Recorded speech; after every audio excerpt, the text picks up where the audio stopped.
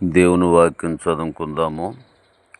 Mark సువార్త 8వ అధ్యాయము 22వ వచనం. అంతలో వారు బెసత్ యూదాకు వచ్చిరి.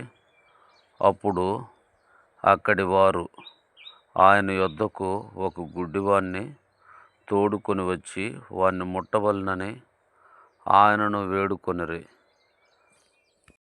ఆయన ఆ గుడ్డివాణ్ణి చేయి పట్టుకొని ఊరు వెలుపలికి తోడుకొని పోయి వాని కొనల మీద ఉమ్ము వేసి వాని మీద చేతులుంచి, నీకేమైనను కనబడుచున్నదా అని వాడిని అడుగ్గా, వాడు కనులెత్తి, మనుషులు నాకు కనబడుచున్నారు, వారు చెట్ల వలె నుండి నడుచున్నట్లుగా నాకు కనబడుచున్నారనెను.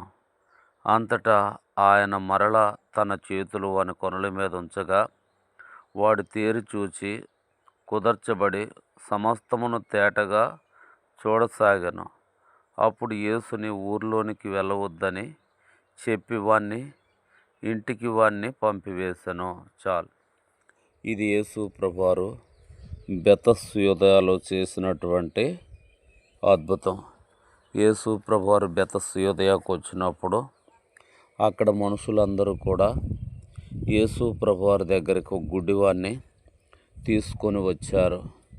యేసు ప్రభువారు ఉమ్ము వేసి, ఉమ్మితే బురద చేసి వాని కనుల మీద పూసి, నువ్వు ఇప్పుడు చూడు అన్నాడు.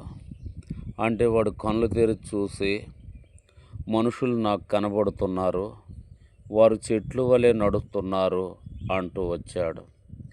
ఇప్పుడు మరలా ఆయన కళ్ళు ముట్టి ఇప్పుడు చూడమంటే వాడు సమస్తం కుదర్చబడి చూసి మంచిగా కనబడుతుంది అని చెప్పాడు. ఇది బెతస్యూదాలో యేసు ప్రభువారు చేసినటువంటి అద్భుతం. ఈ గుడ్డివాడిని 2 సార్లు ముట్టి ప్రభు స్వస్థపరుస్తూ వచ్చాడు.